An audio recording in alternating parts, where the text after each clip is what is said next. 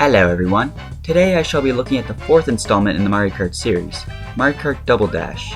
I've already done Mario Kart 64, so why not? As always, this is my personal list, so don't be upset if you don't see some of your favorites up here. Everyone is entitled to their own opinion, but my opinion is always the right one. So without further ado, this is my top 10 favorite Mario Kart Double Dash tracks.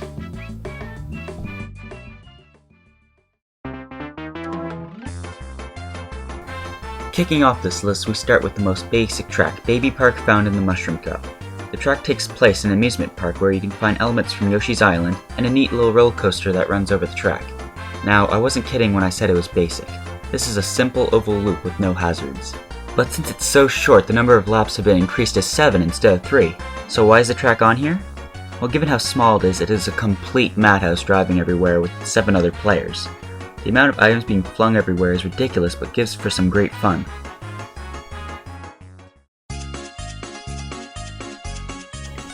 Next up is Sherbet Land.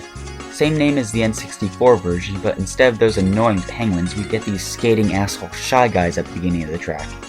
Given how slippery the ice is, they can be very hard to avoid. After making it past them, you enter a curvy and very narrow tunnel where you can have some fun drifting. Exiting, the player will swerve left and right. It's a lot easier to control your steering now that you're racing on snow rather than ice. I spoke too soon because after that you reach a humongous zone covered in ice, inhabited by many motionless freezies that will turn you into a giant ice cube. If you just so happen to have a mushroom, you can avoid a possibly fatal turn near the end of the finish line.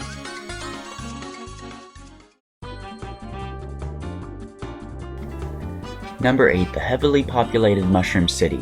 Very similar to Toad's Turnpike, this track is clustered with different vehicles, the worst being the Wiggler buses and the Bob-omb cars. But there are some mushroom cars that provide players with dash mushrooms if you manage to hit them. The course starts just at the end of a highway. After completing a U-turn, players will be taken to the floor of the city where the path splits into stretches until both paths intersect. Or you could take the shortcut in between the two. After the roads merge, a small twist of road will lead players uphill towards the most difficult part of the track where you have to avoid incoming cars. Most of the time I hate city-related tracks, but this one is quite enjoyable, and the nighttime city landscape is very beautiful. One of the most unique tracks is Daisy Cruiser on the Flower Cup. It's pretty cool driving in the middle of the sea on a cruise boat. Starting the race, players start on the top deck, eventually reaching the pool, which you can either take the normal path, or you can take the narrow shortcut. Passing the pool, players race down a winding metal staircase which takes them to the ship's dining room. Personally, this is the best part of the track because the item boxes and the tables slide from one side of the room to the other with the swaying of the ship. Racers can then take the narrow sharp turns to the bow of the ship, or they can fall in the hole in the floor which takes you to the cellar of the cruiser, entering the orange pipe that spits you back out on top. After the U-turn, you race up a flight of stairs to the finish.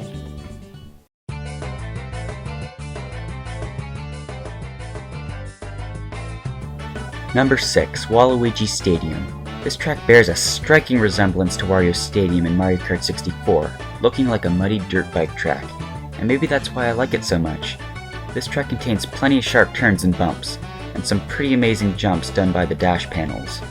And just to raise the stakes, accompany them with rings of fire. Halfway through the course, the track widens and you'll see some cardboard cutouts of piranha plants slowly leaping out of pipes. If made contact, this could possibly ruin someone's chances of winning. Rotating fireballs can be found in between each of the piranha plants, adding to the craziness. After a couple more hills and a few more tight turns, you'll reach the finish. There's nothing outstanding in this track, but it's just really fun, and it contains some of my favorite music in the game.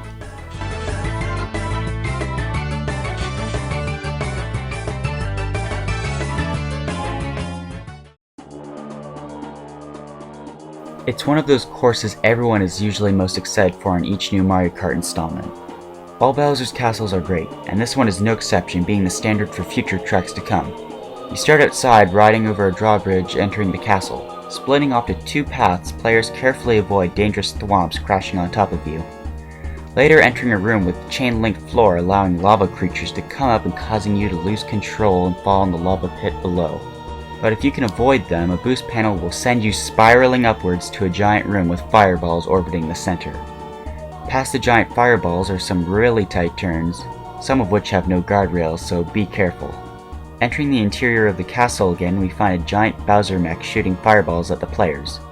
A notable shortcut can be found here. Instead of going the normal route, players can drive over the lava pit in front of the Bowser mech. But this can be pretty risky. Finally, there is one more giant ramp that takes you back to the start. The chilling atmosphere makes this track my 5th favorite on my list.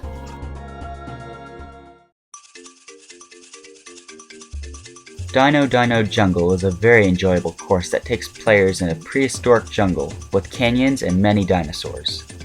Starting the race, we drive on a dirt road surrounded by trees and logs, continuing towards a giant brontosaurus that will crush or spin you out. If you'd like to play it safe, you can go around him towards a beautiful crystal cave that leads onto a very tricky wooden bridge that branches off into 3 different paths. It is easy for even the most experienced kart racers to fall off. Now entering another cave, players can either take the shortcut to the right, provided they have a mushroom, or take the path plastered with geysers that will send you sky high if you're not paying attention. Exiting the cave, players run into the same dinosaur they met previously. The race ends, sending racers back down to the jungle in an uneven road filled with more geysers.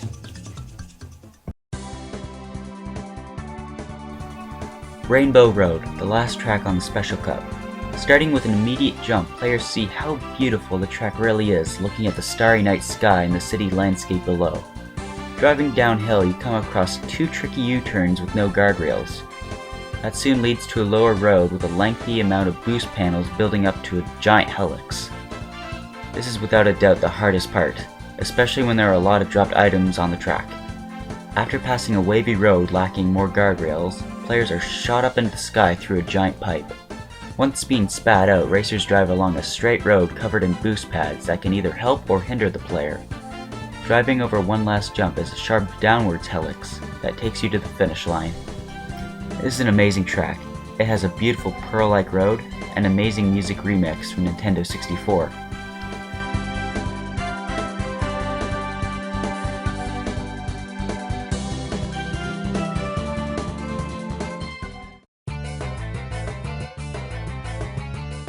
Number 2.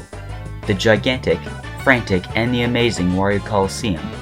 As the name implies, it takes place in a giant Colosseum. It's nice seeing Wario do something other than dirt tracks. And I wasn't kidding when I said this place was gigantic. This track is so big that the number of laps has been reduced down to only 2 laps. This spiraling maze of steel has numerous turns, great for power sliding, and a crap ton of jumps, some more memorable than the others. Just like Rainbow Road, this track is lacking lots of guardrails, so it's not easy to stay on the road for the most part. And this track borrows my favorite music from WALUIGI Stadium.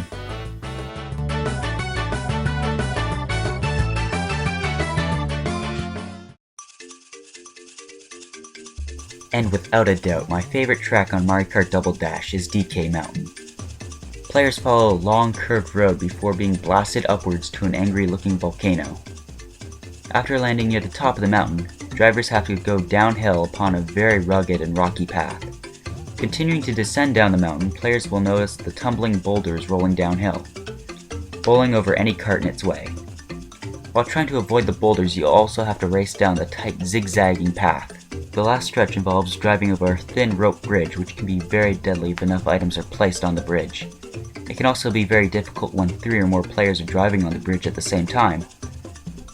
I just really like this track. It has so many sharp turns testing your skills, lots of maddening obstacles rolling everywhere. It feels like I'm actually rolling down an active volcano. And that's it for today. You didn't like my list? Then tell me your opinion. And please feel free to leave any suggestions in the comments below. And if you like my videos, make sure to subscribe. I'm always making something new. Thanks for watching.